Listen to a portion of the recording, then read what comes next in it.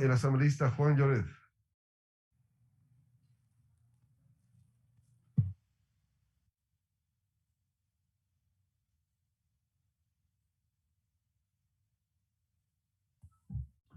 Muchas gracias, señor presidente, colegas legisladores, al pueblo ecuatoriano que está pendiente de esta sesión y precisamente a la opinión pública que esté expectante de lo que pueda suceder en esta, la nueva Asamblea Nacional, y sobre todo la definición que se pueda tomar con respecto a este primer juicio político en este nuevo periodo legislativo.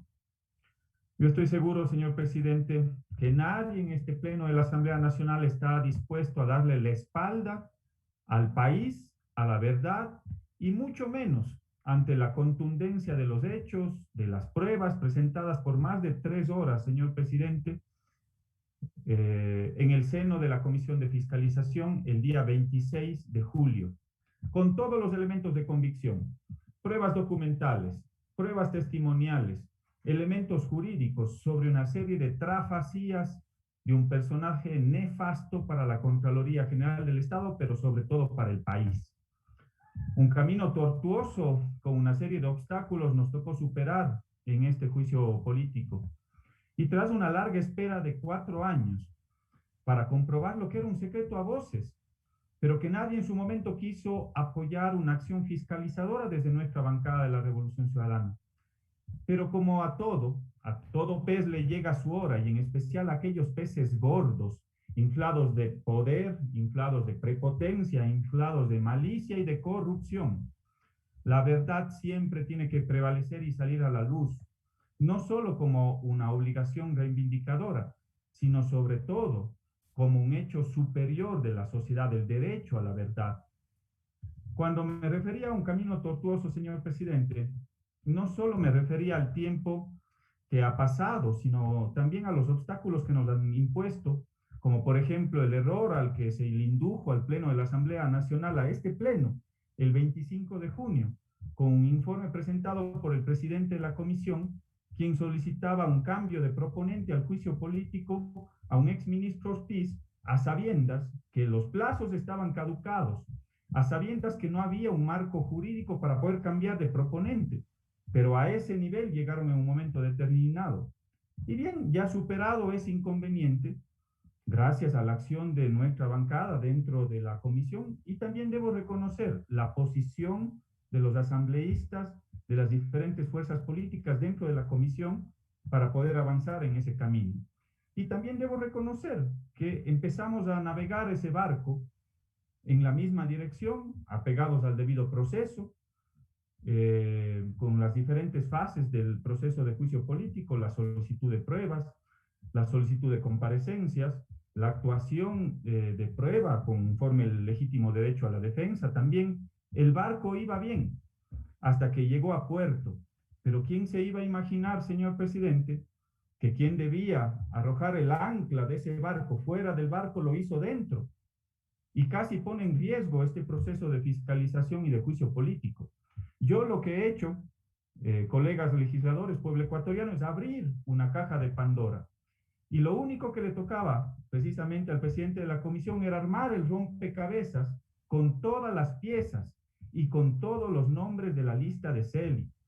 Al final no se aprobó un informe, dicen que la culpa es de la secretaria, y hoy estamos por suerte, amparados en las reformas que se hicieron en el periodo anterior, amparados en el artículo 82, en el artículo 83 de la Ley Orgánica de la Función Legislativa, salvando los muebles, como se diría.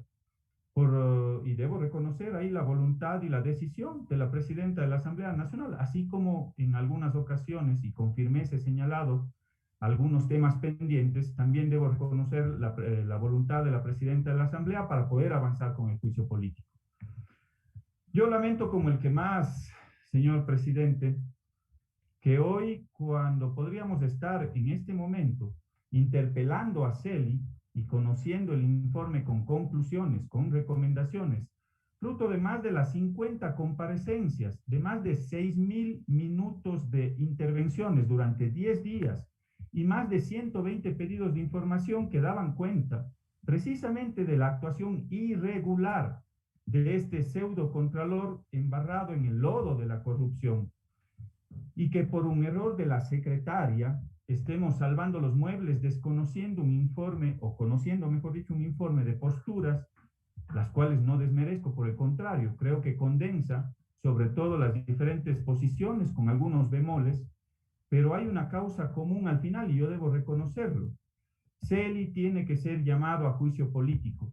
Celi tiene que ser censurado y colocado sobre todo en el lugar de la historia que le corresponde, como aquel personaje nefasto, nefasto que terminó de enterrar a la Contraloría General del Estado. Sobre los 6 elementos de convicción que motivan este juicio político y al final del día configuran el causal de incumplimiento en sus funciones, lo cual está establecido en la Constitución General en la Constitución de la República, en el artículo 131, debo decir que nos hemos quedado cortos ante la revelación de los hechos, ante la caja abierta de Pandora, salieron a la luz muchos elementos adicionales, cómo se desvanecían glosas en favor de Claro, cómo se desvanecían glosas en favor de la Junta de Beneficencia de Guayaquil, la solicitud de coimas en Pastaza, etcétera, etcétera, etcétera. Y una larga lista de etcéteras. Me tomaría mucho más tiempo, necesitaría las mismas 3 horas de la propia comisión de fiscalización cuando se sustentó este proceso para poder dar a conocer toda la existencia de esta red de corrupción al interior de la Contraloría, fuera de ella, peritos, mandos medios, directores, delegados zonales, auditores, y esto no se corrige, y hay que decirlo al país con verdad, esto no se corrige solo con la censura de la cabeza de quien estuvo al frente de la Contraloría. Hay que estripar este cáncer de raíz. La red de la Contraloría, que sigue operando, precisamente no ha cambiado nada en este momento mientras no tomemos algunas acciones, y hay que pensar más adelante qué acciones son las que se tienen que tomar, quizás una declaratoria de emergencia y refundar la Contraloría General del Estado. Glosas desvanecidas por más de 1.000 informes aprobados fuera de los plazos, procesos no sustanciados técnicamente. Tanto es así que más de los 1.000 indicios de responsabilidad penal, solo tres han llegado a sentencia en el ámbito jurisdiccional. Procesos, eso sí, que sirvieron para el show mediático, procesos que sirvieron muchas veces para la persecución, pero no sirvieron para poder sustentar en el ámbito administrativo ni jurisdiccional.